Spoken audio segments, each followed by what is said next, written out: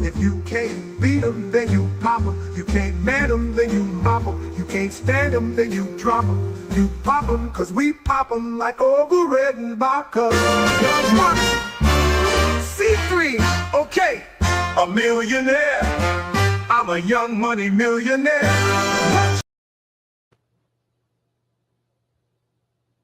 To Monday morning mining, Bitcoin mining, of course, with Matt Aggie.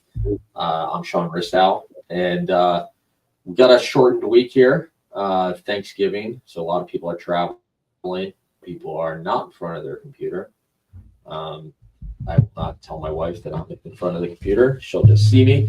But no. Anyways, Matt, great to see you, brother. And thanks for taking the time again. Yeah, no, good to see you. Hope you had a good weekend. Looking forward to the holiday. Likewise. Let's dive in though. It was we don't have to get into too much of the price, but it was an interesting week last week. It was had a lot of people scratching their head. Certainly.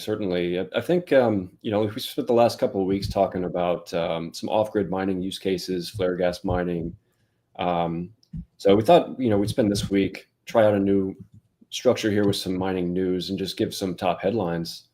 But certainly the price is one of the major topics that's out there. Dropped down to, what was it, 80K, right, 80.5K, and now we've rebounded a little bit since then. Yeah. Right now 87.8. But so I wanted to take you, Sean, and everybody through some high-level network statistics here and just give people the state of what's going on with the mining industry right now. It's kind of a tough time with that price decrease, but you can kind of see right now we're at block height 925,022. So the network's chugging along, and we have now mined 19,953,000 Bitcoin.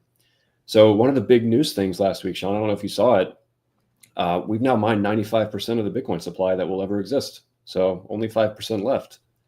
So 95.2 now. 95.2. Yeah. So, Bitcoin, 21 million that will ever exist. And now there's only 5% left for, the rest of the world who doesn't own Bitcoin to get after it and start to get up zero. So, with that though, difficulty now is near its all-time high at 152.27 T. So I'm going to go through each one of these a little bit more detail, but we've seen that come down a little bit, but there's really not much relief when it comes to difficulty. And why is that? It's because the mining hash rate is now still well above, in excess of a zeta hash at 1111 exahash, which it's been reliably over 1,000 exahash since September, and haven't seen much relief. So yeah, I mean, let's take a look at the hash rate. Yeah. Right. So hash rate, all-time hash rate is exponential. It's pretty crazy, right? And we'll get back to this, but if you think back to 2021, you had an all-time high hash rate there at 180 exahash, and then you had China announce a mining ban, and what looks like a blip today was actually a 50% reduction in the hash rate in a couple of months. So it's pretty incredible how that's rebounded since 2021, and it's just absolutely ripping exponentially up and to the right since then. We've had a little bit of a, you see that peak, where we peaked at a little higher than where we are, but yep. I mean, the trajectory, really has been up and to the right. It's really to what extensivity, we're seeing that. And, that being said, I mean, you were saying, you and I were talking earlier about the news events. I mean, what is it? China now is back 14%. Like, they account for roughly 14% of the global share of mining. I mean, we've gone back and forth on this. We've gone up, it's banned, up, no, it's not, up, it's banned. Like, yeah, I think it's fair to say, like, I would never assume that they're out of the game at all. And also I think a lot of people don't take into account that the way things are done over there is a little different than here. Like I've heard quite a few stories, on how the power, like people connected, what they can do. I've never been to China, so I can't say. But no, Matt, would love your thoughts. I mean, what do you think is pushing this whole uh, boom that we're seeing, if you will, back with China? Yeah, so this is Reuters this morning. They posted a story about China's resurgence in the mining hash rate. So yeah, like you said, I think they're back up now. If you look at hash rate index, back up to 14% of the hash rate, which I thought they banned it, but apparently not. So what's going on there? Just some dubious speculation on my part, but if you look at the network statistics that we were showing, right, and you stack all these things together, you've got price down, you've got hash rate up, you've got difficulty up, and you've got fees at 1 sat per vbyte. So this is the type of environment, and we'll get to hash price here in a minute, but this is the time where you probably would see traditionally capitulation in the mining space, right? You'd see, and you do see it coming off a little bit, right? Just a little bit from the high, but it's still quite high, and difficulty is still high, and the price is low. So the hash price is actually, this is the other news thing of the week. Hash price hit its all-time low on the 22nd of November.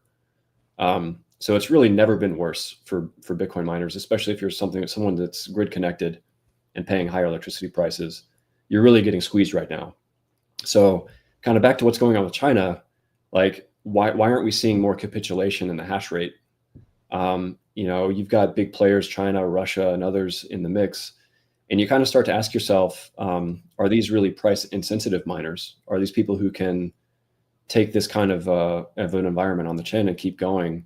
So, just to speculate, you see what's going on with gold, China stacking gold reserves, other geopolitical stuff with tariffs. Is Bitcoin becoming another tool in the toolkit in the realm of geopolitics behind the scenes? That's a question I have. I don't know what your thoughts are. I mean, 100%. I think it's easy for people to say no, because I don't think everybody has the inside scoop at what is really going on behind the scenes. But I mean, when you look at what's going on in the overall market, you had a sell-off last week.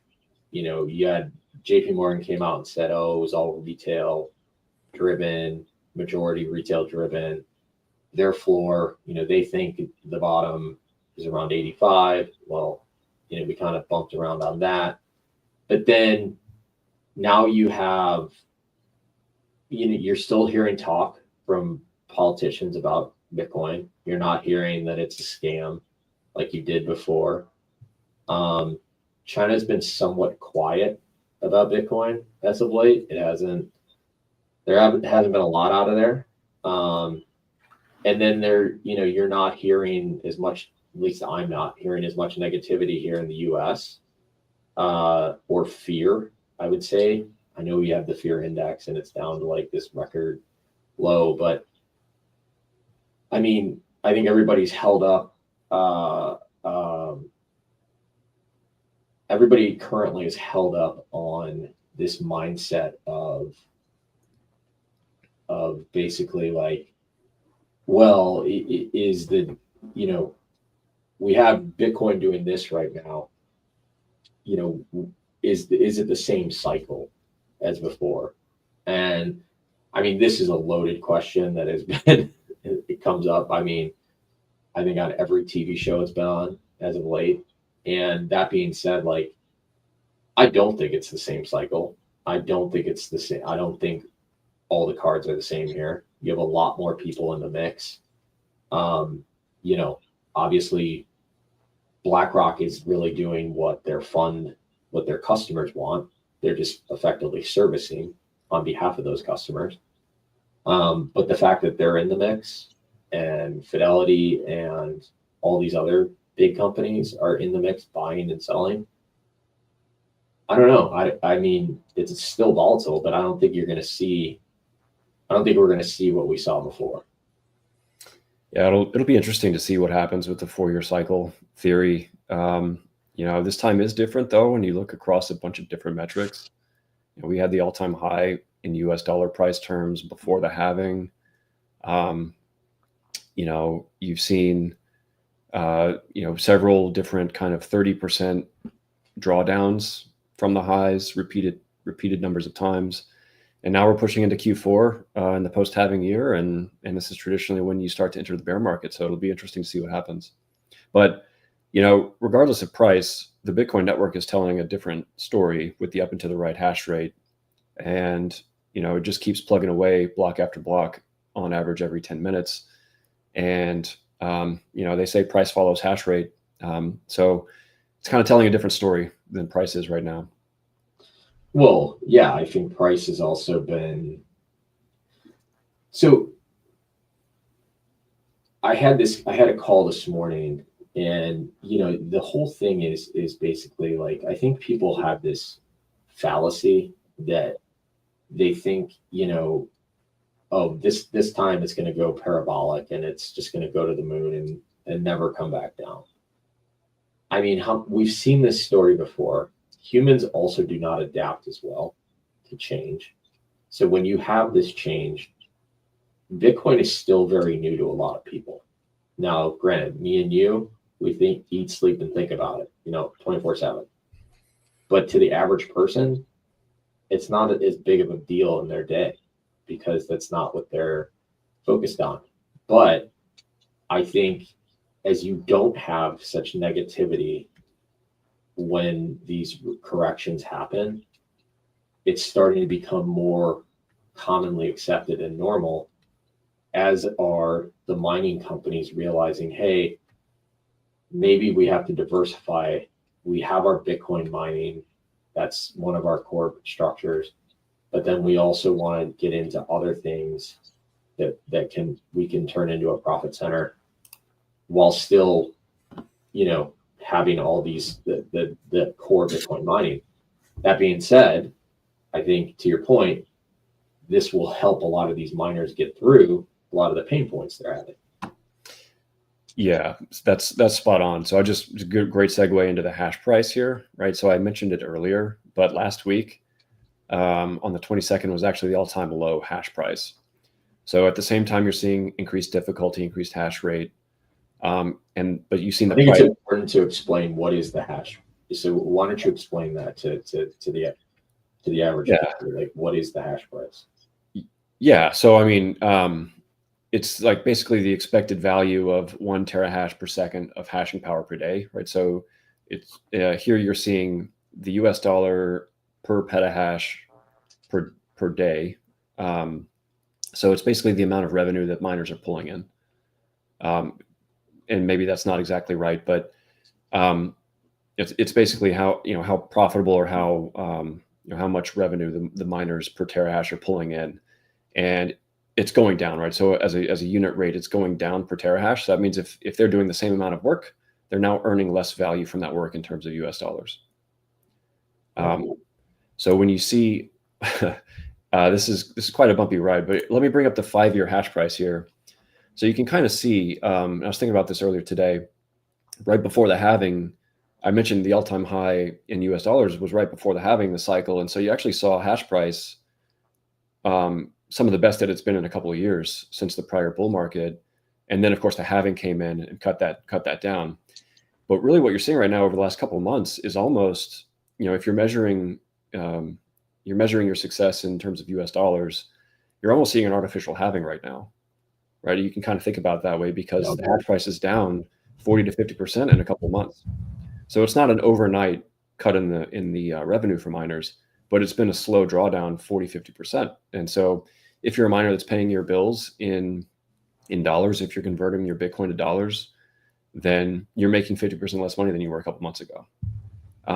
So again, that's while the hash rate, the difficulty continues to go up, making it harder, making it, you have to continue adding to that, to your, hardware stack and improving that to make it more competitive, you know. So to me, it's almost like a natural fit that you see some diversion, not really diversion, but I would call it more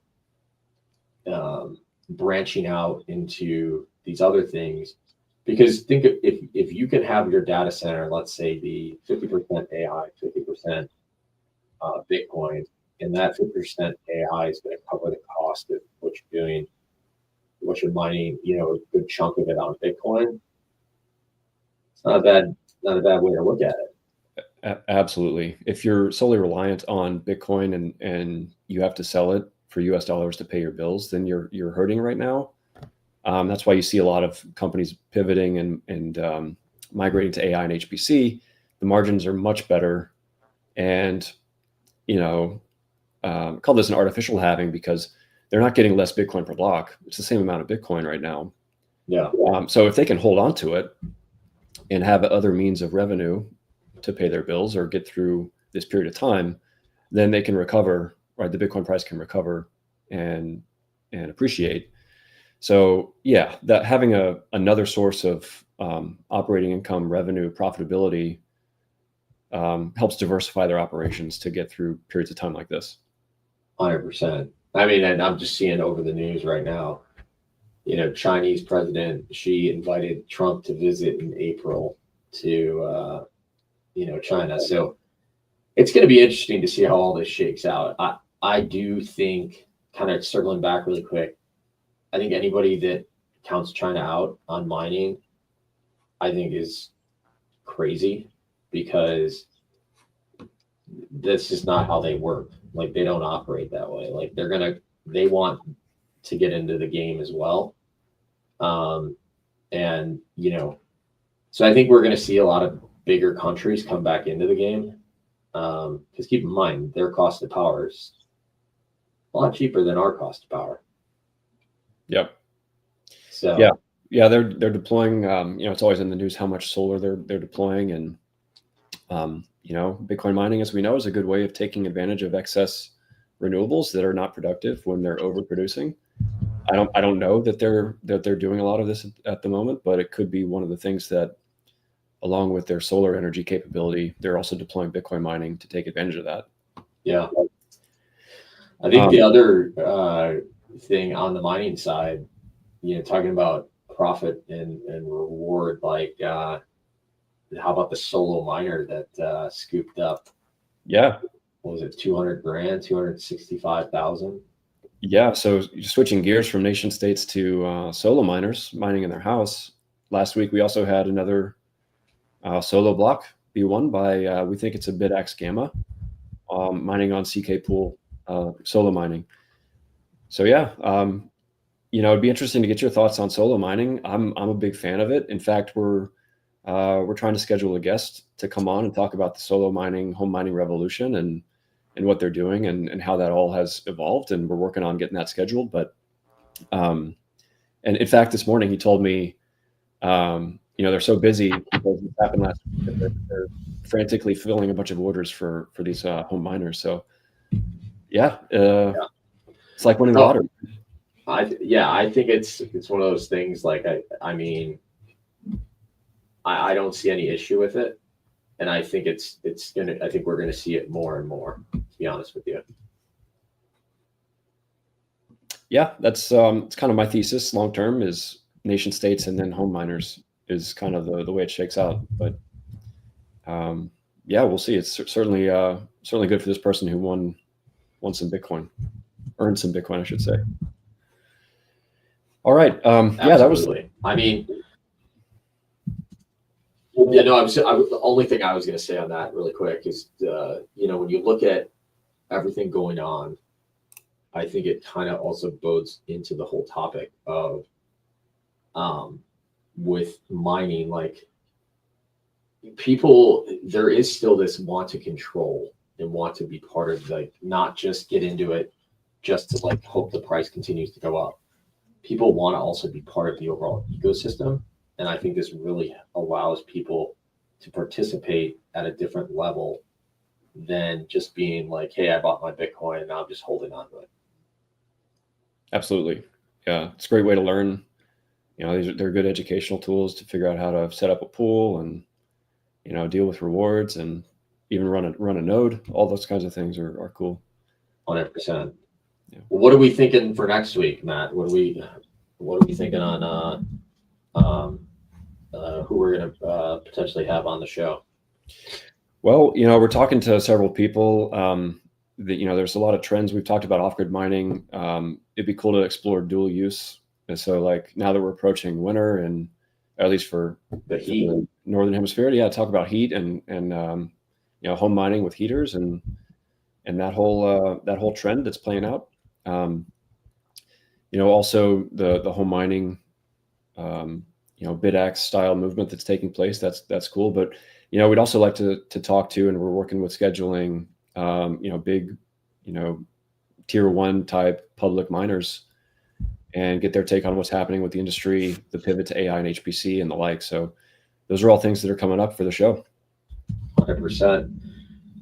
Everybody, thank you for joining. And if we don't see everybody on one of our other podcasts this week, want to wish everybody a happy Thanksgiving here in the U.S. Matt, happy Thanksgiving. And, yeah, you too. Yeah, we'll be picking this back up next week, same time, 11 a.m. In Central, 12 p.m. Eastern. And feel free to reach out to us at our Twitter handle, 21rates.com, Bitcoin Economy. We got a couple of them. But yeah, definitely excited to pick up the conversation next week. All right. Have a good holiday. All right. Thanks so much, buddy.